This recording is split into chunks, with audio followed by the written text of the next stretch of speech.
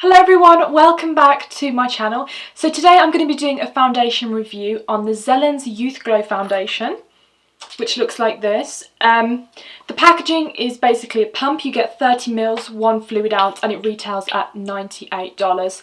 I actually have two shades here, Porcelain and Cameo. And I'm just going to quickly show you these so you can get an idea. I don't have all the shades, I just have two.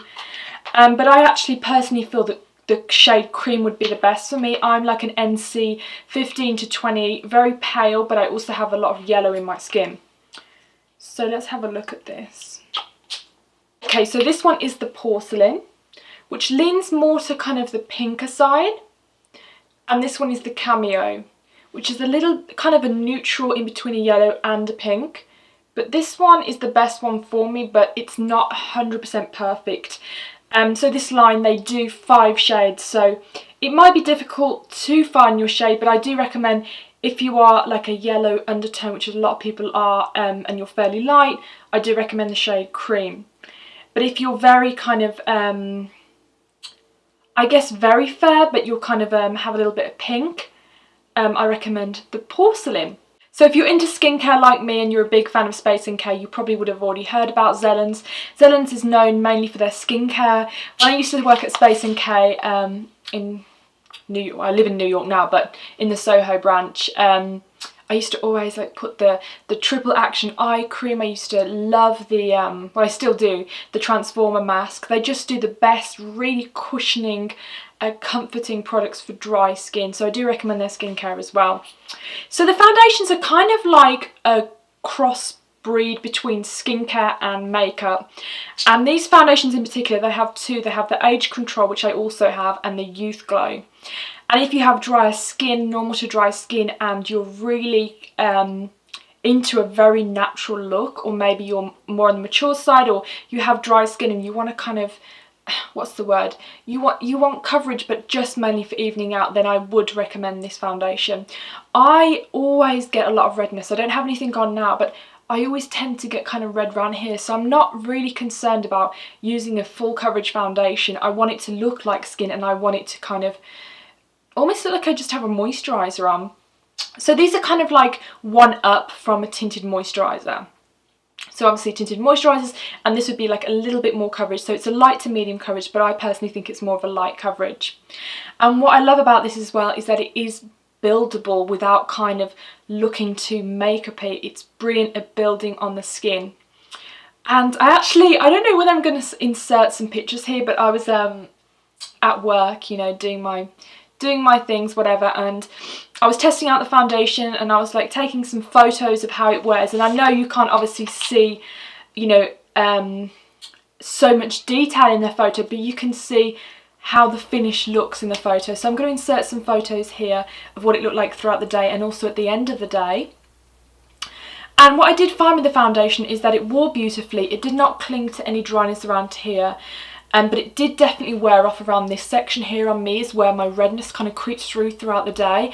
And I also started to get a little bit too dewy on the T-zone area. So I did redo, I used the foundation the next day, and I applied some translucent powder, and that kind of helped control the dewiness. Now, when it comes to dewiness, I do love dewiness here. You know, I'm not scared of looking oily because my skin is very dry. So, yeah, I think like when you control the certain areas that you need to, it's perfect. So I just got sent this brush the other day. I'm super excited to use it. As you know, I have splurged so much on Jenny Patinkin brushes. Like, that's pretty much all I use now. And it was so nice of her to reach out to me and ask me if I want to try anything else. And I've always wanted to try this brush here. It's kind of like a multi-use brush. You can use it like as blush or for liquid highlighter. But I really think it's interesting because it has an angle. So you can really kind of carve out under the eyes and buff in. So I'm going to be giving this a go. So it's kind of like 2 reviews in one. So I always like to start just around this area here where I get the most redness. This brush is really nice. It has like a lot of control. A lot more control than I'm used to. And you can see it's a little bit lighter for me at the moment because I did self-tan my face. But I do think when I use a lighter foundation over self-tan, it kind of wears beautifully because then you get the self-tan kind of peeking throughout the day, so you get this really gorgeous glow. It buffs in really nicely.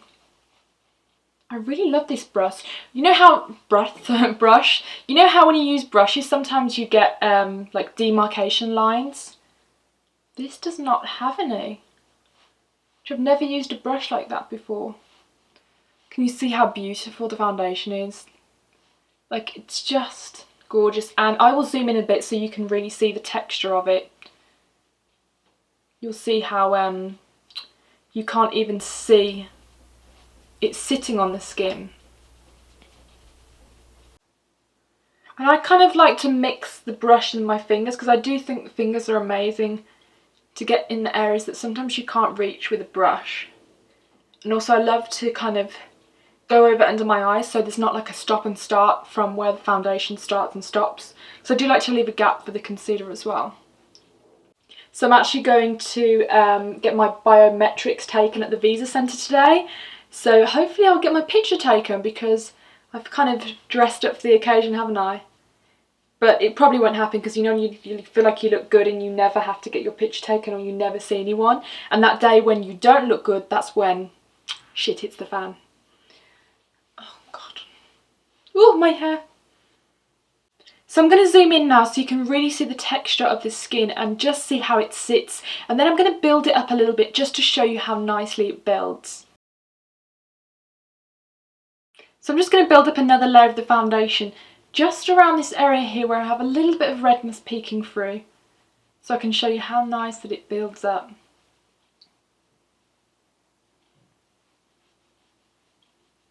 And it hasn't affected the texture whatsoever. The texture looks the same and you can't even tell that you've added more to that area. And I'm just going to zoom you in so you can see this area a little bit closer. So you can see it hasn't affected the texture whatsoever and it just doesn't look like I have anything on, to be honest, but the redness is totally gone.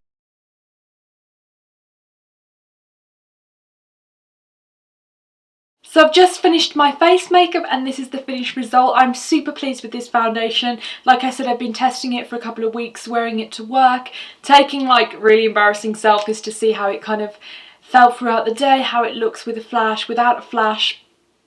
And I really love it. If you're like me and you have normal to dry skin, you don't like heavier products. I'm really over heavier foundations at the moment. I think you should really let your skin shine through and just even it out, because what foundation really is it's just meant to even out your skin. It's not meant to cover spots, it's not meant to cover freckles. If you want to do that, you use a separate concealer. So I mean, for what it is, I think it's perfect, and with the other skincare ingredients I just think it is perfecto. So yeah, I hope you enjoyed this video and I hope it kind of gave you a little bit more information on the foundation. And do let me know if you want me to do any more reviews on any other products down below. And I will see you soon. Have a lovely day wherever you are. Bye.